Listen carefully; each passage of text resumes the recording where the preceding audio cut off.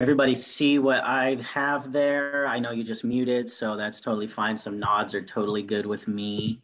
Now, I am an elementary teacher, and therefore I do really like questions. So if you have them, feel free to unmute yourself at any time. Go ahead and just throw it out there. I love those questions. Throw it in the chat, whatever's easiest. If we do have a chat, maybe Lisa or any of the other hosts could be like chat moderators. Feel free to unmute yourself and just let me know. Also, maybe play the part of the timekeeper here, because I know I messed our schedule up just a little bit with those technical difficulties. And I'm just going to start rolling through. Like I said, I love that open floor sort of thing. So here we go. Taking another look at the Boise River. So the Boise River it's right in our backyard. And as such, and being here in Idaho so often, it gets overlooked for, I guess, the more well-known waters. You know, we have the Oahe River just within an hour's drive. We have the South Fork of the Boise within an hour's drive. Both of them, incredible fisheries, right? We have Silver Creek, which is a world-renowned spring creek. And it's very easy to overlook this river that runs through our backyard. The goal of today is that after I'm done, you're more inclined to give our river another try and to explore it, and also hopefully feeling a little bit more ownership over this river, because it's us fly fishermen and fly fisher women and people that are the conservationists. We are the ones who are using this resource, and we're the ones who care about its longevity. And so that's kind of the whole premise of this, is to expand our awareness of the river and what it has to offer. So who am I? I am Jose Karry, co-owner and head guide for Vice Outdoors, as was mentioned. Something you may not know about me is I teach English as a second language. That is like my full-time job. My students are from all parts of the world. So I very much love cultural, learning about different cultures, different languages, and that kind of mindset of learning follows me into fly fishing. I work part-time at Angler's Fly Shop. Some of you may have seen me there, and if not, I'd love to see you there because I really like that environment. I guide on the Oahe River for Dreams on the Fly. They took me on this last year, and so I've been helping out a lot there. And an eternal student of the sport. And what I mean by that is, it doesn't matter how much time I spend on the river and how good I get at this sport, I find that there's always something to learn. And taking that attitude every time I go to the water, I think is very beneficial to me as a fly fisherman. What to target? Now, the Boise River, the most common target is going to be rainbow trout. Now, something I want to say about this presentation is that all the pictures you're going to see, and I will tell you the two, I think, exceptions to this are taken on the Boise River here in town. This is my biggest rainbow trout to date, actually. This was a 24-inch rainbow trout that I caught down in the Glenwood area. And what it was doing was it was actually following the sucker fish in, and it was eating what the sucker fish were stirring up on the bottom. The funny thing is, I wasn't aiming for this trout at all. I didn't even know it was there. I was actually aiming for about an 18-inch brown trout that I could see. And this fish came out of nowhere and grabbed my fly. And it was just another moment of like, whoa, oftentimes it's the fish you don't see that are the ones you want to catch. So being very aware of, for every fish you see, there's probably another 4 or 5 that you don't see. It's incredible how camouflaged these fish can be. But rainbow trout is by far the most common target that we're going to have on the Boise River. They're heavily stocked. Every November, we also have the steelhead stocking that they do. And these are all just programs put into place to help the river be more accessible to anglers of all walks of life. Brown trout, and this is the fish that a lot of people really want to go after. Their numbers are such on the Boise River that they're not in massive numbers, but their numbers keep creeping up. every year they creep up. Actually, BVFF did a float this last year, and they saw a surprising amount of reds, which is essentially trout nests. We call them reds this fall. And they saw quite a few browns that had their reds and looking healthy. And that is amazing that these fish are wild now, and they're actually procreating, and they're creating their own population. And this is a huge thing for us, because that is a sign of a very healthy river, that we can sustain these trout year after year to lay their eggs and to become a better target for us. This fish was actually caught up near downtown. And this was a late spring fish. So the water was still quite high when we caught this fish. But you can see the colors are beautiful. The fins are completely intact. All the colors are just bright and vivid. And all of this leads us to believe that this is probably a river-born fish. This is a Boise River fish. And that's an incredible thing to see.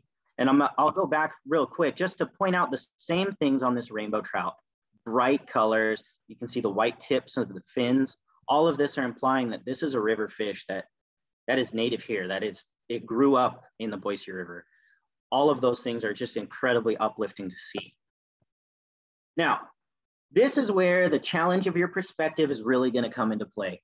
The large scale sucker. This is one of those fish that really gets a bad rap as being a trash fish. But I really want to encourage you to entertain the thought that these fish are far beyond trash fish. These fish are native to Idaho. Contrary to rainbow trout and brown trout, which are actually invasive in our waters, a lot of people don't even realize that, but rainbow trout and brown trout are not native to any part of the continental US, with the exception of a red band rainbow trout, which are native, but they are a slightly different DNA strain. Anyway, the large scale sucker is a true Idaho native, and they're also an indicator species. What that means is not only can they be caught under an indicator, which I do all the time and I'll talk about, but these fish are, they're a good sign of a healthy water system. The Boise River, it starts off in the Danskins above the South Fork of the Boise, and it comes straight out of the mountains. And then we have these reservoirs that empty. So it's not this freestone river that it used to be. However, these fish are still very common. And, oh, did I cut out? Oh, there we go. These fish are still very common in our freestone rivers around here. They're those native species. Their mouth is on the bottom. They're bottom feeders. That doesn't mean that they are just eating only what's on the bottom. These guys will hit a fly hard, and they're a hoot to catch. But being an indicator species, this is a clear sign that our waters are healthy, non-polluted, and that our temperatures are in a great range, right? This is an incredibly healthy fish. Now, the other reason that they're so important is that this fish is a spring spawner. And being a spring spawner, that means that their spawn, their eggs, are the first bit of protein that most of our trout are going to see after the winter.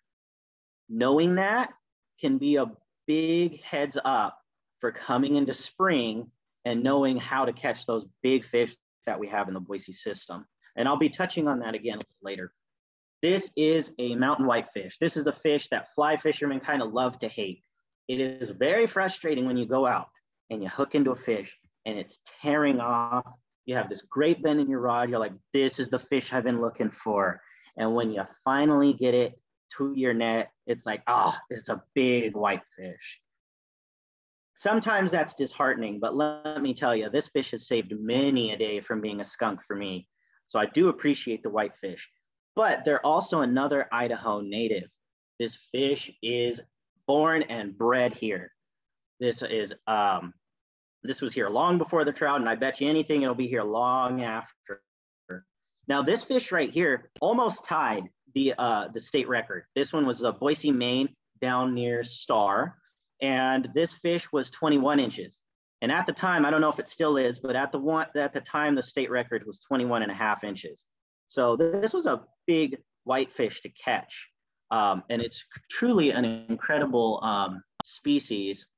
And I got a chat here, Why don't you want to catch whitefish? The answer to that is I love catching whitefish, but they have that propensity of being like, it's not what people, they don't take the best pictures, you know?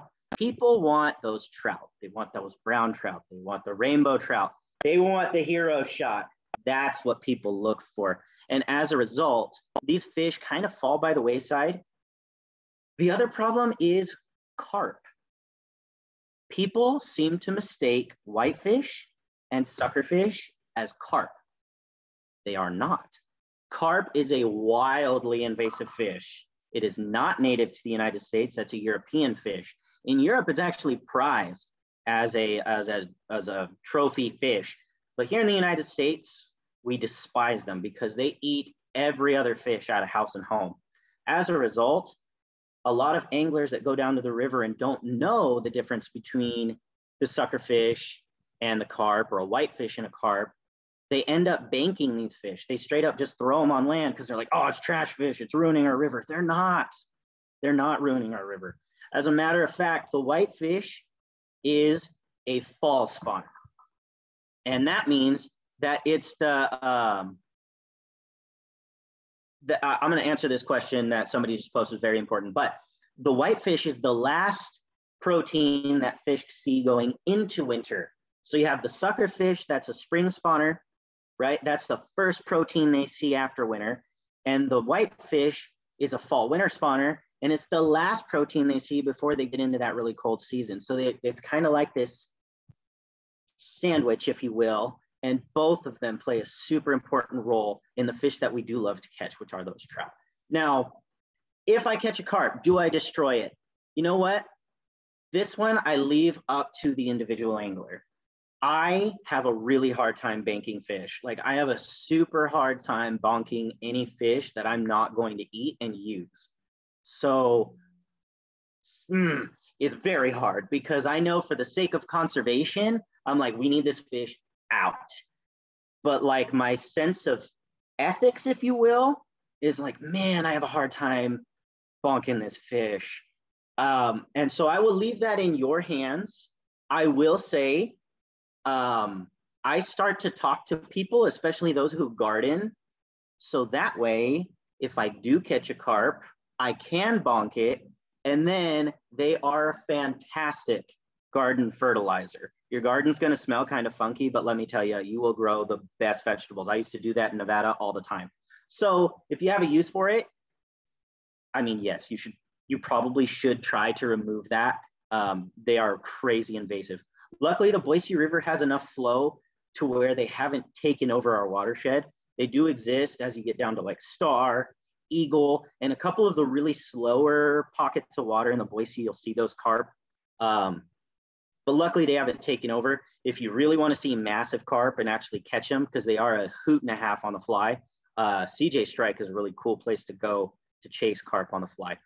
A picky carp is harder than the pickiest trout, and I will die on that hill. It is incredible. But anyway, that's a long-winded answer to a simple question, and hopefully that was satisfactory. I don't like cop-out answers, but that's the best I can really give you. Moving along here, maybe. There we go. Invasive surprises. Now I've already talked about a bunch of invasive fish, including the rainbow trout themselves, but this one truly is a surprise. This is a largemouth bass. Now, largemouth bass are in pretty much every pond in Idaho. Like, they are everywhere. They are so fun to catch on the fly. But this was in the Boise River. As a matter of fact, this was just above Eagle. Now, I started to think to myself, I caught this fish about 2 years ago, and since then I've caught more. Granted, this was by far the biggest one I've caught there. I have caught more. And I started to think to myself, why on earth did I catch a largemouth in the Boise River, a fish that is known for being a lake fish? They don't like current. Well, we're an urban fishery. And that means that our river passes by all kinds of different stuff, from city parks to buildings to the green belt for miles. Well, one of them that they pass a lot are ponds, okay? And as the Boise River has these massive discrepancies, it'll go really, really high in the springtime because of the water blowing out. And then it goes really, really low, like right now in the wintertime, because there's not much water left. Well, when it goes really high, we have a lot of ponds that border the river. And sometimes those ponds become part of our river for a brief period. What happens is that creates an opportunity for these invasive species to find their way out, right? And so those bass will simply like swim out of their pond into the river. And they have found a foothold. There is actually a very healthy population of largemouth bass down in the Eagle area simply because the river has overflown those ponds a few times. Invasive species are absolutely inevitable in an urban fishery like this. We just have so many people, so many variables, it's going to happen. And in this case, luckily, the river is such that these largemouth will probably never take over. It's just, there's too much current for them. But it does create a really fun fishing opportunity. And whether you decide to pursue that or not is up to you, but it's a good piece of awareness to have and another bit of perspective to keep at just how drastic the variables are in the Boise River and what it has to contend with because of our influence on its area. What to use? Now, this is really the question that a lot of people get stuck on, like, oh, what do I use? What fly do I throw? Like, that's the number one question I get asked. Anytime I take someone out for a lesson or anytime I'm in the shop, number one question right behind where do I go is what do I use? And it's a super important question. Now, the Boise River is primarily a nymph river. I know there's a lot of dry fly fisherwomen in this group that are probably like, I didn't like that statement. But it is kind of the reality of the situation. The Boise River is primarily a nymph fishery, and I'll tell you why right now. Because the flows vary so much, it leaves a great deal of our bank exposed, limiting weed beds that form. Now, if you go for a walk right now on the Boise River, you will see tons of exposed rock, tons of it. The river is very small and skinny right now because the water flows are so low. Well, for every bit of exposed land, that is bug habitat that is lost. Okay, bugs need water and they need it consistently to have a big population. Then in the summertime, it all blows out and that's covered, right? So finally those bugs start to move up, they're starting to reproduce just in time for the water to drop again and leave them high and dry. So as a result, we have very sporadic hatches with a few exceptions, which again, I'm going to talk about. But most of the time, you need consistent water to create consistent weed beds and consistent riffles and runs that will let those bugs procreate in enough numbers that it can actually create what we call those blanket hatches. Blanket hatches create amazing dry fly fishing opportunities. And I'll use Silver Creek as an example here. Silver Creek's banks almost never change. Whether it's flowing low or high, the banks are almost at the same mark. What that has created is a phenomenal fishery with weed beds that are almost never changing. So it's created a fishery that works like clockwork. You can ask somebody, hey, what bug do I throw in this month on Silver Creek? And they will tell you the bug. And sometimes they'll even tell you the life cycle, because that's how cyclical the cycle is there.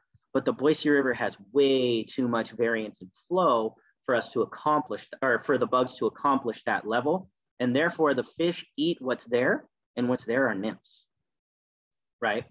Now, the flies that we can use to mimic those are pretty generic. I mean, just about any nymph, if the right size, will catch fish in this river. Some of my personal favorites are Frenchies, caddis, hare's ears, and midges. And those will catch fish all year long, even the caddis, which is primarily like a summer bug. If you go throw a caddis nymph, fish will eat it because they see it as a food source. It's one of the very few bugs that's very consistent in our watershed. The caddis is an amazing bug. And maybe if we have more time, ask me some questions on that because I love caddis. Now, indicator nymphing. This is one of my favorite pictures, and that's why I made it so obnoxiously huge. This right here is me down in Star And I'm sure Greta and Rhonda know exactly where this is because we went and had some fun with some fish down there. Yeah. Yeah, there we go. Yeah, see, she knows. I recognize it. So right here, you can actually see that I got this little pink indicator on, and my rod is bent all the way over. You can see that big old grin on my face. I am one of those people who will die on the hill that your first big fish should be a sucker fish. And here's why. They fight really hard. The fight is very consistent. It's a straight line. They don't do any nonsense zigzagging. They don't do any big jumps. They go straight, right? If you can survive the first run of a sucker fish, you can get it in the net. The question is if you can survive that first run. Then if you do lose that sucker fish, your heart and soul doesn't hurt because it's not a trout, right? First big fish should always be a sucker. They're a lot of fun.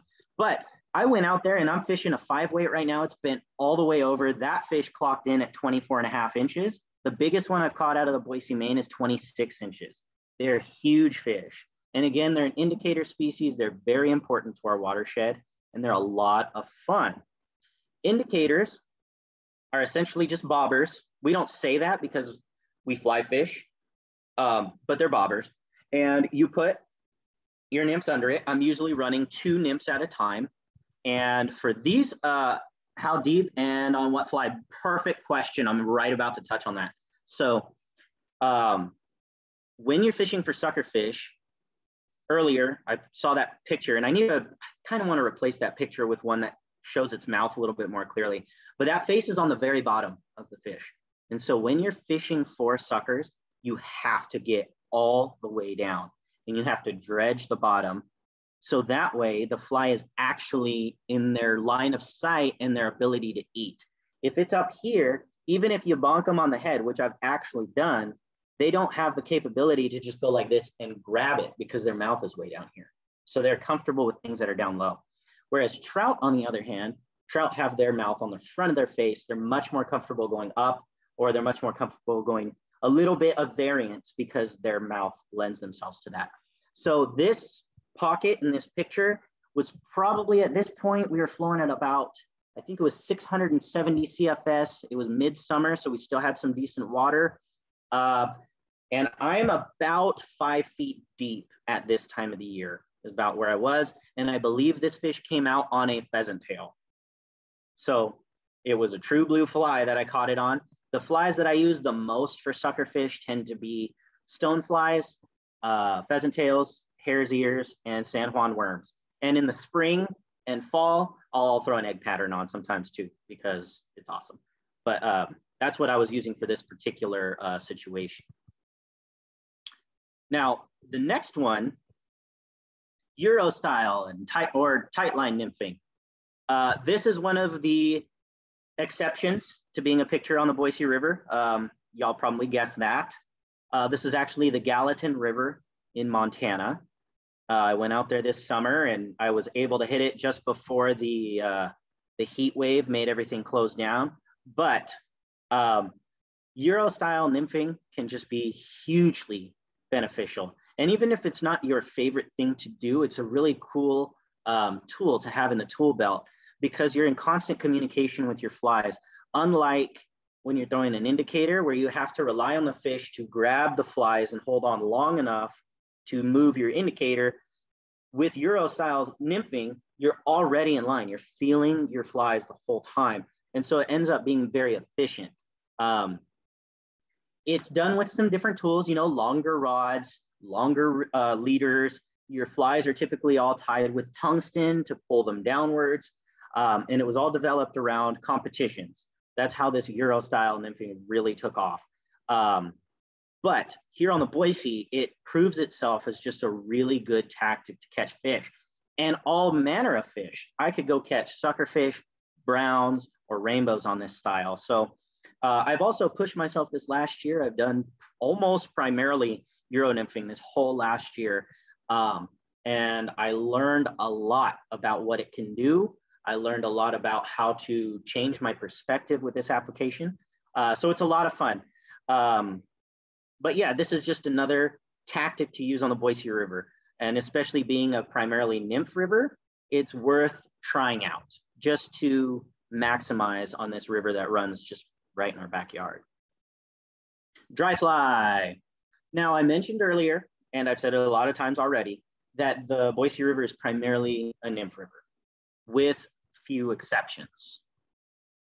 When using an indicator, how far away from the nymph is it? That's a great question. And that's really the money question.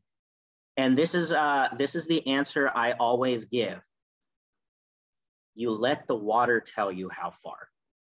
And I know that's a really frustrating thing to hear, but basically what you're gonna do is you gotta learn to speak the language of the indicator.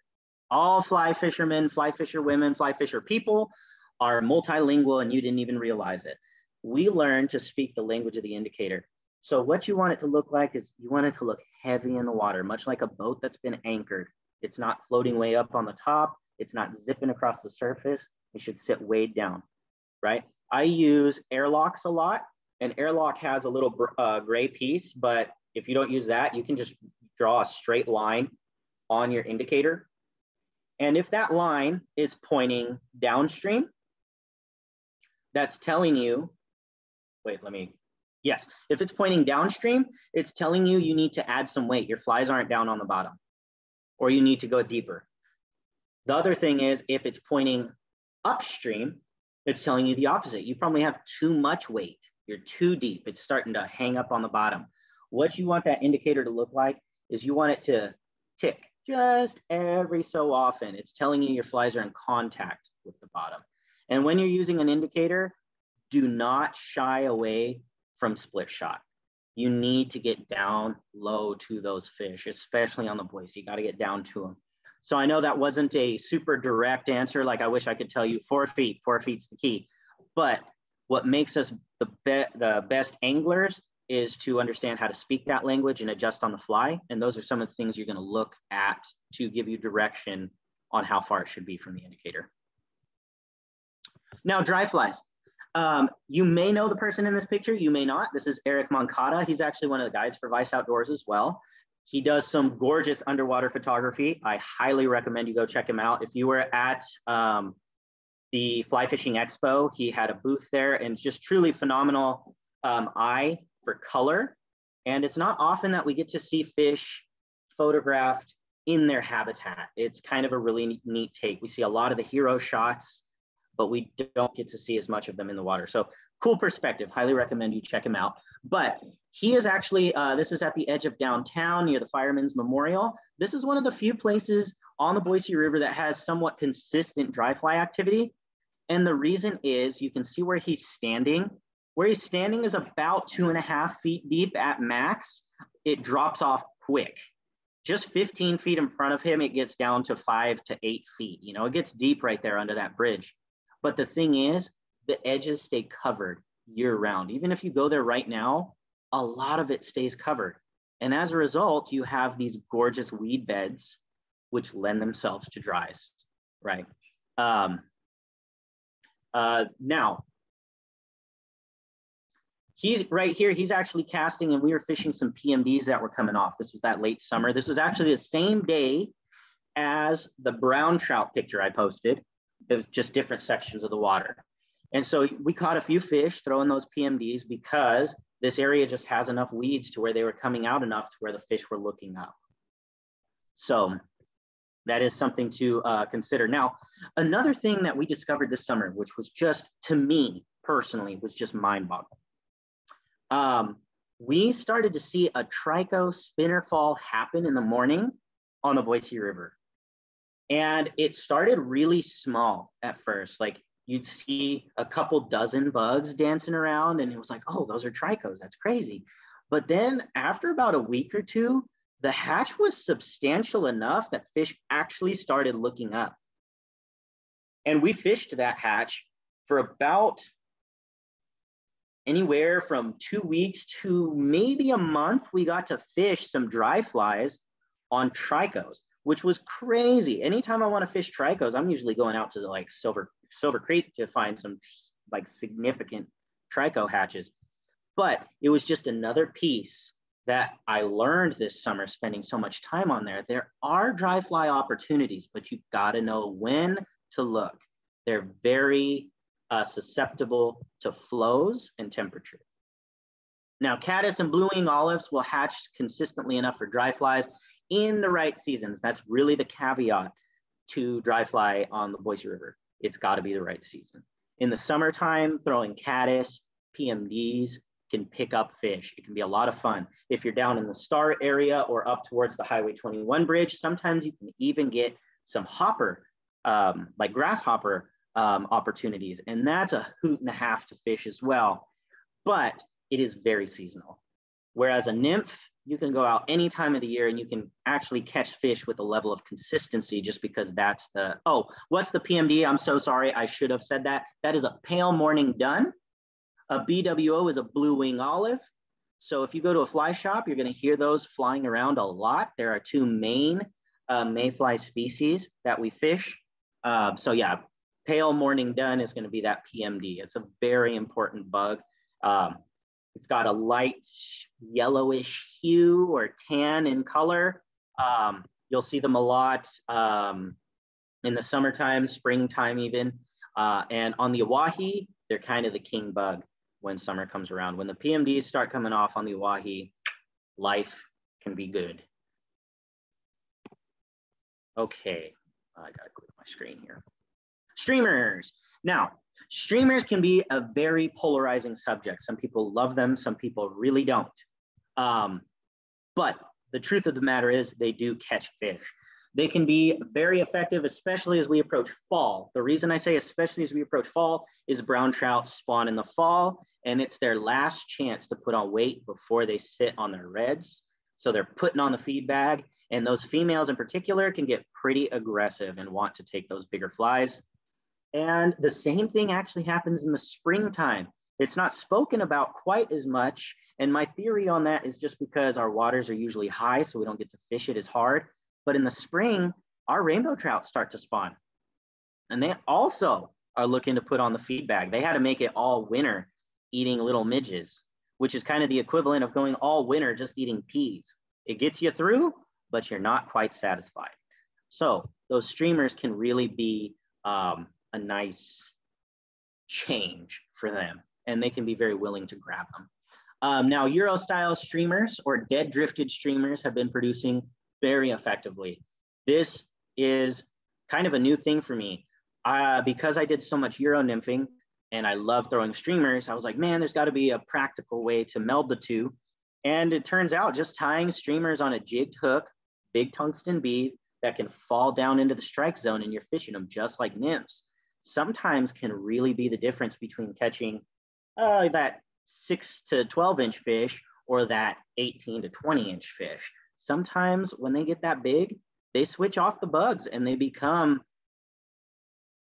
well, I want to say pescatarians, even though that's not the right term, but they get, they become carnivores, they become predators, and they eat each other and they eat other fish.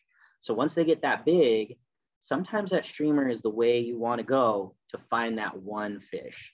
And this is kind of where this last bullet point comes into play. Generally, there are exceptions to every rule. Generally, once you put on a streamer, we're changing our mindset from numbers to now we're searching for that one fish. We're looking for that one trophy, that one we want the hero shot with. But streamers can be super effective. And now in the wintertime, right, it can be a really good tactic because they're looking for a big meal, but they're looking for something slow. So if you really can throw that into the right spot and move it really slowly, you can sometimes catch some incredible stuff. Can I describe what a streamer looks like? So streamers can take tons of different, they can look tons of different ways. So one streamer that everyone has seen, or almost everyone has seen, is a woolly bugger. That's a streamer pattern. It is as old as fly fishing itself, and it's caught probably more species than any other fly. It is just an incredible thing.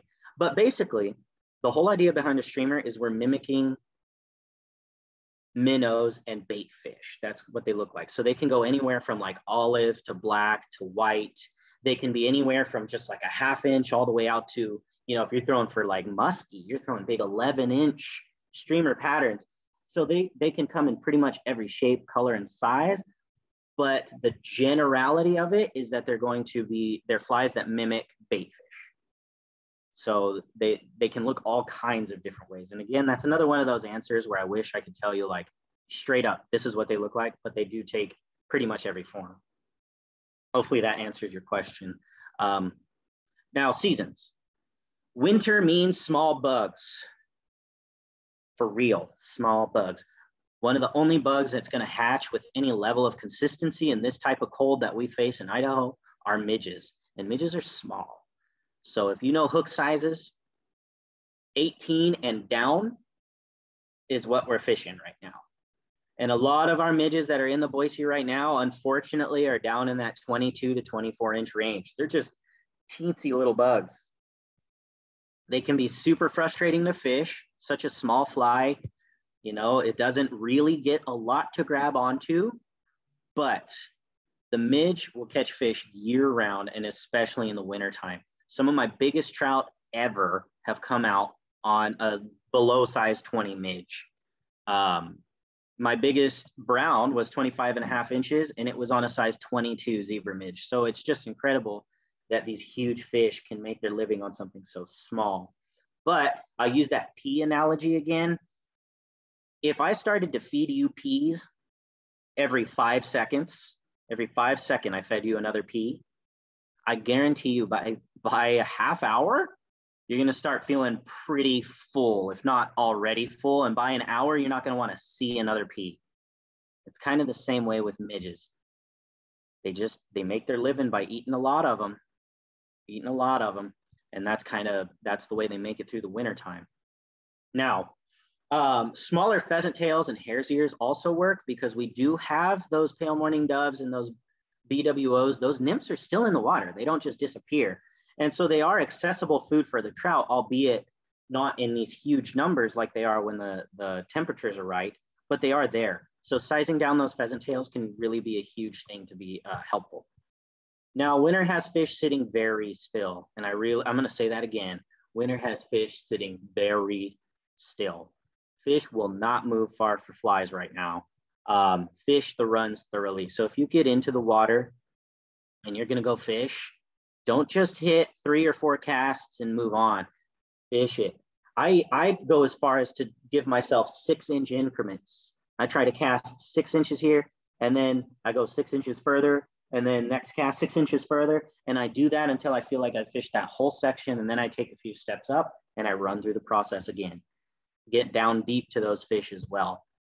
With the temps this low, search the tail outs and pools for holding fish. So when it's this cold, trout are at their lower limit of their metabolism. Once temperatures start to drop below 50 degrees, a trout's metabolism and need to eat drops drastically. And I kind of describe it to people as like, have you ever been really, really cold to the point where you're shivering and you can't even like undo a button on your shirt because you're so cold? The last thing you're thinking about is food. Maybe you're thinking about a hot cup of coffee, but you're not thinking about food. And the same thing happens with trout.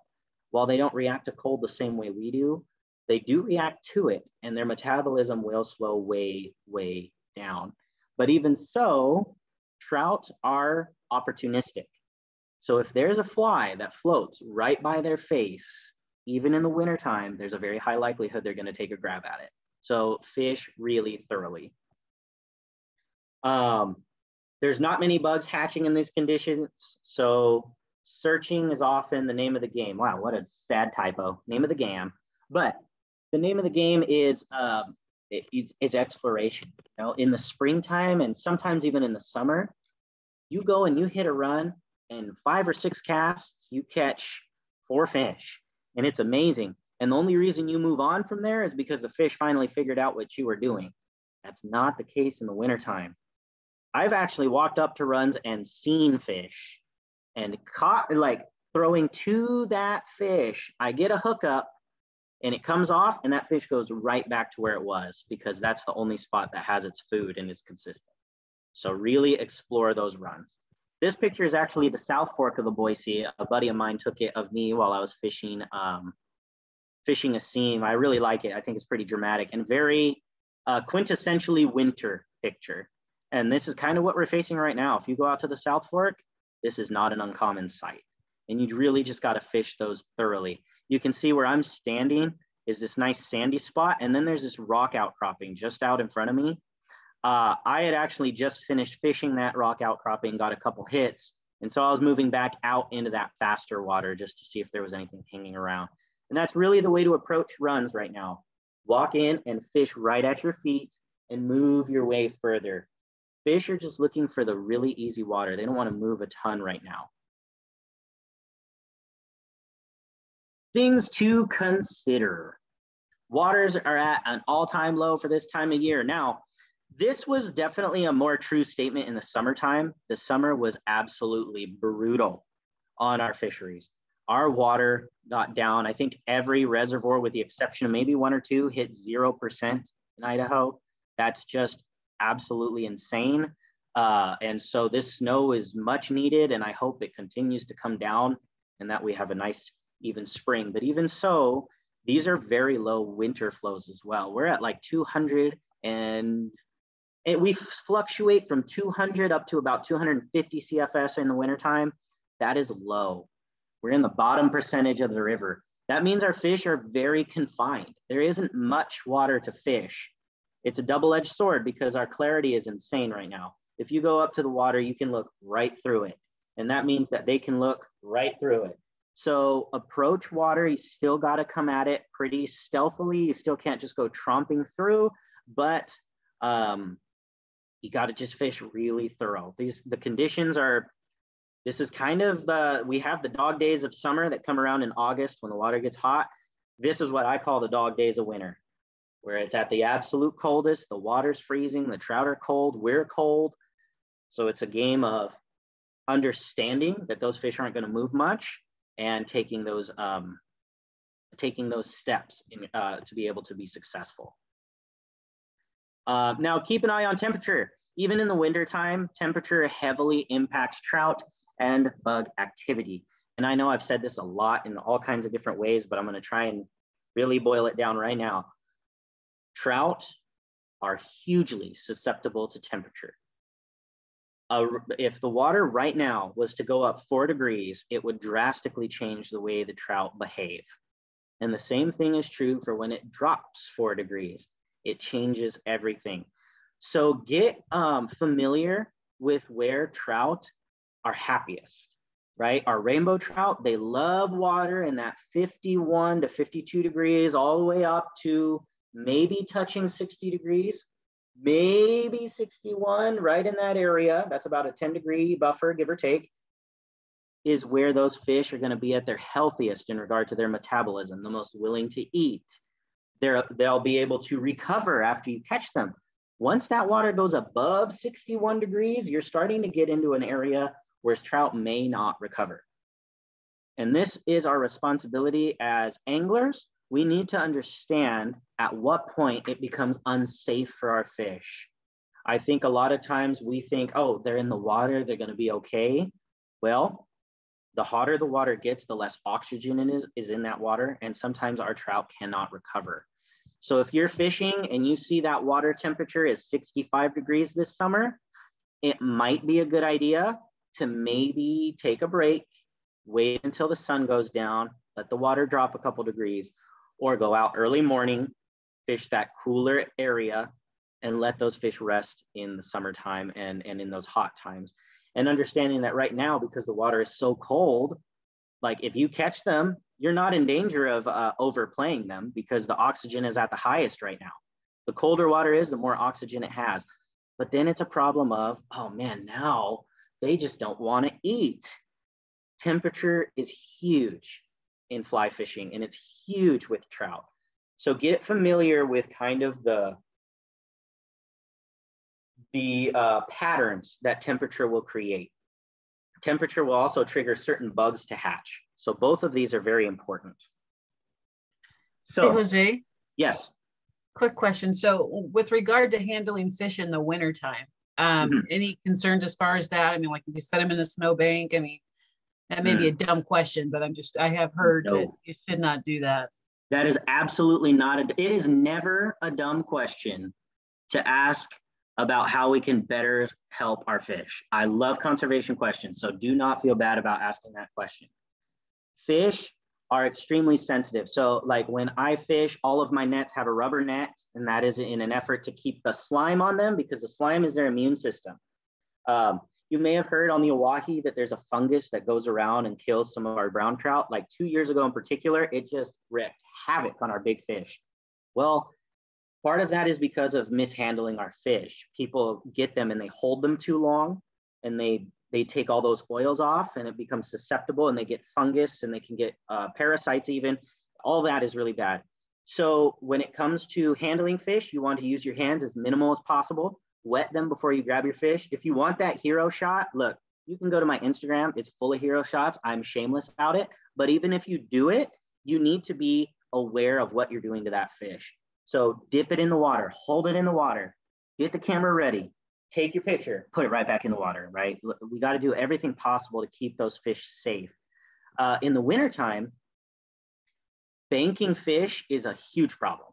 Just because there's snow on the ground doesn't mean that it's safe for that fish. And so they're actually very susceptible to abrasions, particularly the gills. So if you throw that fish on the snow and some of that snow gets in there and some of that ice, that can cause a problem in the gills. It can cause an infection or injury that fish can't recover from. So fish handling is always important to be aware of.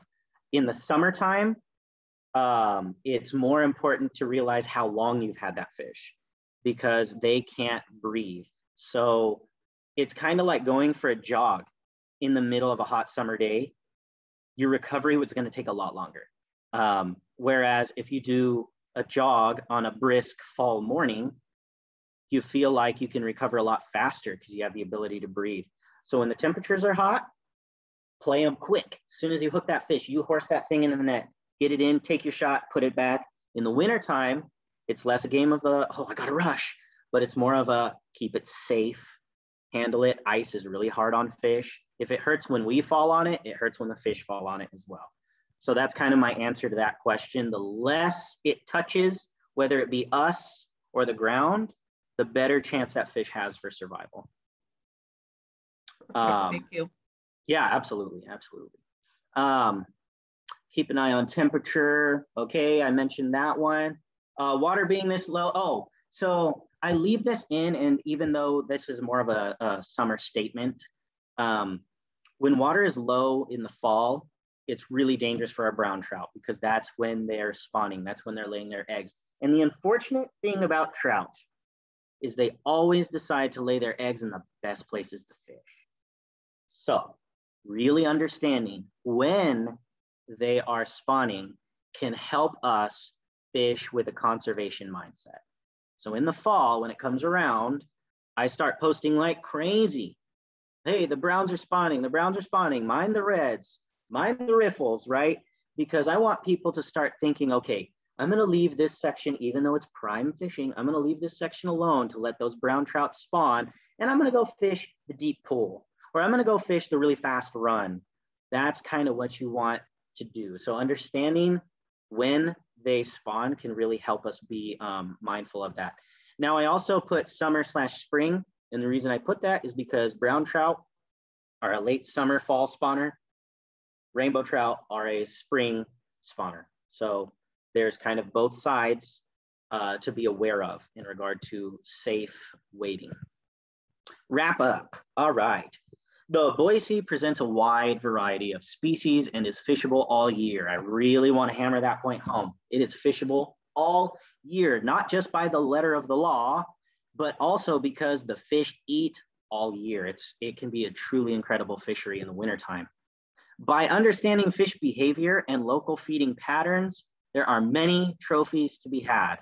Whether you're looking for brown trout, rainbow trout, suckers or whitefish, or even that weird bass, we have some incredible opportunities, and understanding the seasons of our river and what's in our river can really help us maximize and catch those trophies. Exploration is key to finding success on the river. I'm going to say this one again. Exploration is key to finding success on the river. Now, this goes for every single river, but on the Boise River, I cannot tell you how huge a short walk can be. Humans, much like trout, we're kind of lazy in nature sometimes. And so you get down to a bridge, you find a spot you really like. A lot of people will never leave that spot. But if you walk 100 yards downstream or 100 yards upstream, sometimes you find water that is fished significantly less, just because people don't want to make that walk. So don't be afraid to take some walks. We have the most accessible river in the state is the Boise River with the Greenbelt. And I mean, honestly, as far as urban fisheries go, I don't think there's a better one out there. And the only one that I can think of that ties us maybe and is better based on season is the Truckee River that runs through Reno, Nevada. Other than that, there's really no other urban fishery that comes close to the Boise River. I had people come from New York for business, and when they fished the river, they were like, I can't believe you have something like this in town. Like, it doesn't make sense that you're catching trout in town. And so it's another thing of like, I really want that perspective to come through. Like, we have a trout fishery in our backyard. And while it may not be as consistently trophy heavy as places like the South Fork or the Oahe, it is just an incredibly healthy fishery with lots of wild fish. And it's one that we really should be mindful of and taking care of and taking ownership of. The last point here, don't be afraid to go deep with your flies. While some dries are beginning to show up, this goes for midges, and they're kind of slowed down because it's so cold. But once this water comes back up into those 40-degree range, we're going to start seeing those midges coming off again, and maybe those blue wing olives again. So you may see some dry opportunities, maybe. And if you're like, I want to find a dry fly in the winter, wait until the warmest part of the day. Have 2 or 3 extra cups of coffee and then go to the water. You got to wait for that sun to be up and warm it up enough for those bugs to even want to move. It's possible, it's hard, but understanding what the temperature does can help you find it. The nymphs are just going to remain the majority of a fish's diet. And this is going to be the same in the summer, winter, spring, fall. That's really what fish make a living on, is those nymphs. Oh, shucks, Rhonda, you're too kind. Now, this is, there we go. Right here, I have my personal Instagram and the Facebook page for Vice Outdoors. I post a lot on both of them, especially the fly fishing one. We try to put weekly reports and just general information. We want it to be a place where people can come and ask their questions. I also included my own personal information. That is a textable number. Text is by far the most convenient way to get a hold of me because I am a teacher, so I don't answer my phone during the day, but I will almost always answer text. And I love to answer questions. That's really what I want to be. I want to be a resource for all of you guys. And thank you for bearing with me with those technical difficulties. I really appreciate it. And if you have questions, again, please feel free to ask. Like, I'm still here. But thank you for letting me present for you guys. I really appreciate it. Jose, I am so thankful that you got on board because you are amazing. He is. I think you guys can tell he's a teacher. He teaches elementary school, ESL, and other things, but he is amazing. So I want to reopen it to Q&A, Jose, right now. Oh, yes, please, please. You guys I'd love to hear questions. Unmute yourselves and let's do some Q&A. If we go out fishing, like say I want to go out fishing this weekend, Jose, I do love the Euro. I'm new at that, but what flies should I be using? Great question. So I'm grabbing my phone here because I'm going to look at what the temperature is looking like for this weekend. Probably 30s, but that's I think what I'm figuring.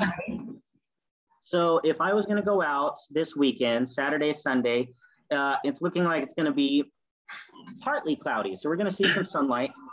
So that actually does tell me a little bit, like midges and blue wing olives, they really like those overcast kind of days. And that, like in the summertime, bluebird days can be really hard.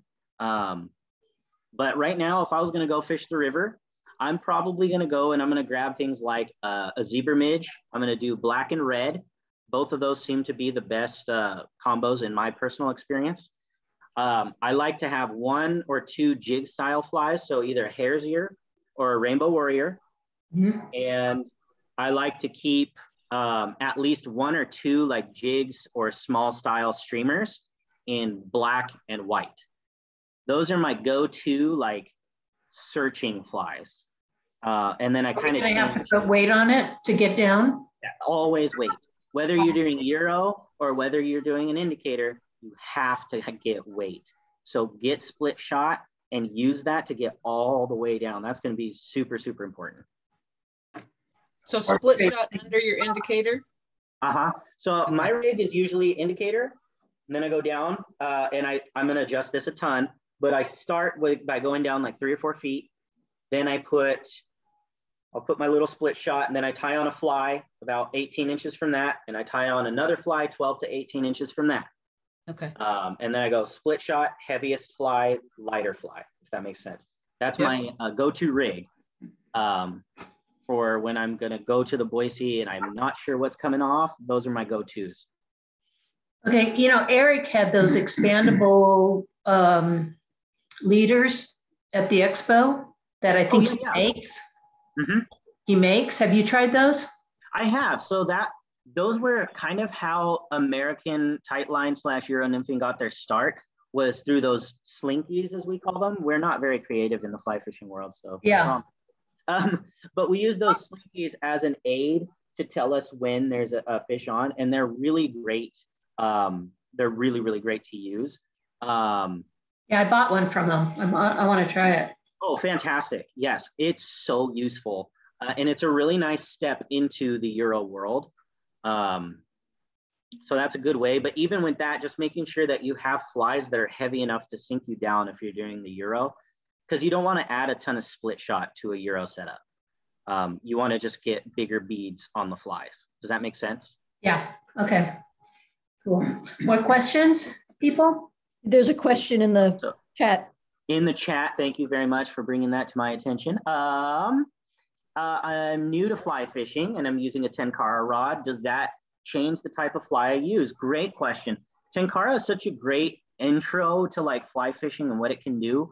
And it's a really important tool for like small waters in particular, like alpine lakes and small creeks. But no, it's not going to change the type of flies you use. As a matter of fact, a Tenkara rod can really do a lot of what the fly rod does, with the exception of like fighting really big fish just because there's no reel. But you could go out in the wintertime right now and you could use it as a Euro style rod just fine. Tie on those jig flies and it's going to do great. You could go out in the summertime and throw small dries, or one of my favorite things to do is go to the ponds and throw flies for bluegill. Oh my goodness, a Tenkara rod is one of the greatest rods for chasing bluegill and stuff like that. So no, it's not going to change the type of flies you use. And then in regard to tippet size, what size tippet, 3, 4, 5, 6X? This is going to be another one of those horrendously like varied answers, but I do most of my fishing on the Boise River will be with 4 and 5X. That's what I do most of my stuff with. If I go to Silver Creek, I'm going to tie the smallest I can possibly put on my rod, which is typically 7X, because those fish are just so educated. And when I go to the Oahe, it's very common for me to throw 6X because they're also educated and persnickety. Oh, yeah, 2 and 3. Usually is. It kind of depends on what you need. If you're throwing streamers, we need to get like not throw 6X. 7 for Silver Creek.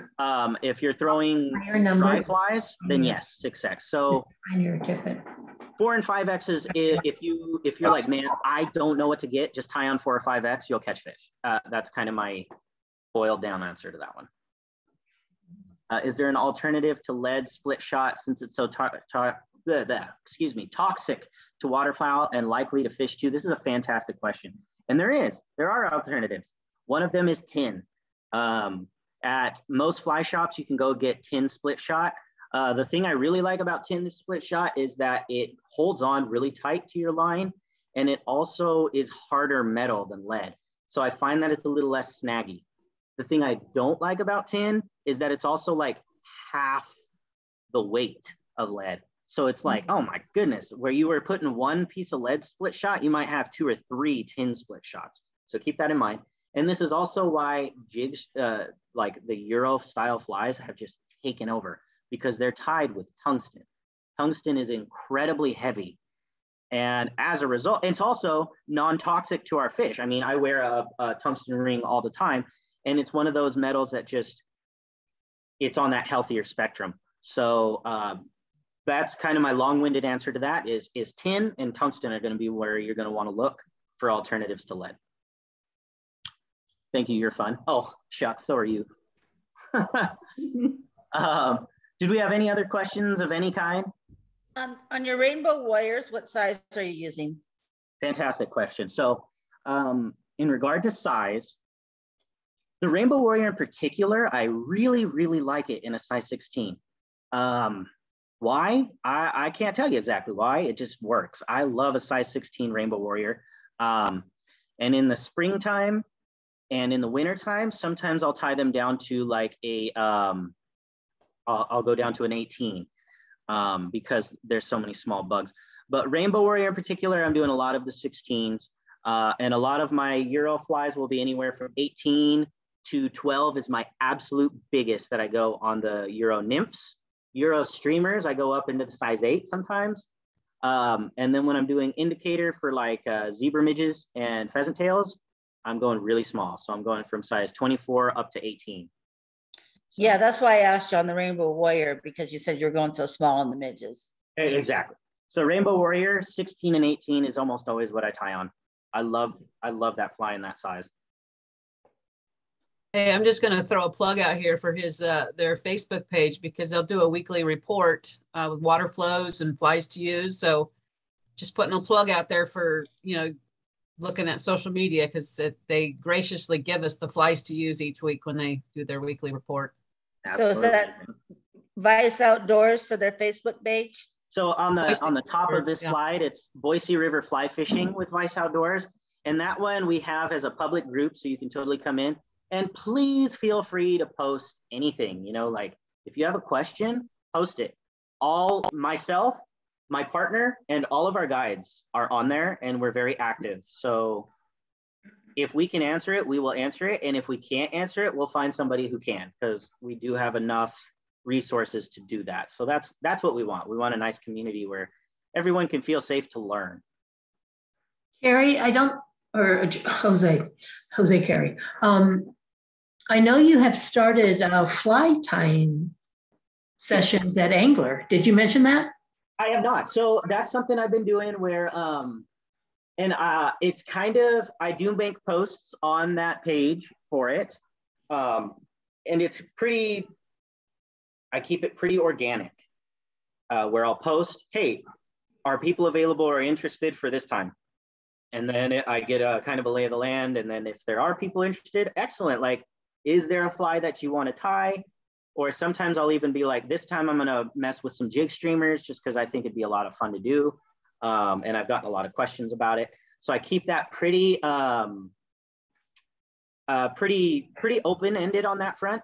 I also do, because I work with anglers, Anglers is currently getting ready to do another session of Intro to Fly Tying. And I highly recommend checking them out too. Give John a call, ask him.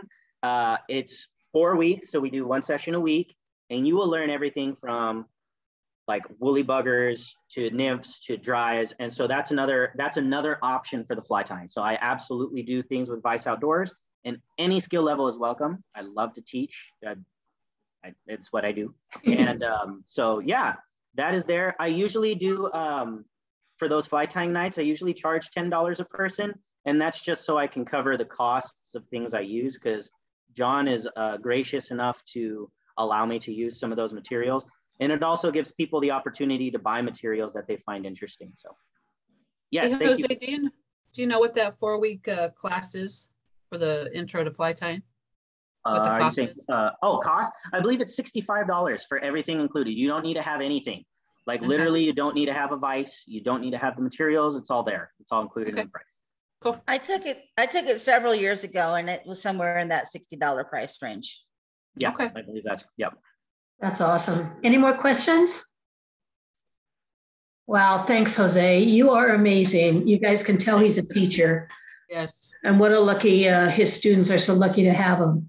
But I think the difference between Jose as a guide and other guides is he really is there to teach you.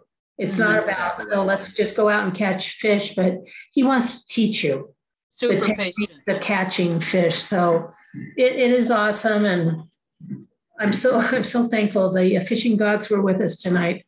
Yeah, we put you on here, Jose. Again, I am so thankful for you guys persevering through that, because that was crazy. But just like Greta said, like, this is my spiel for like my, this is my philosophy of fly fishing, I guess, in regard to what I do.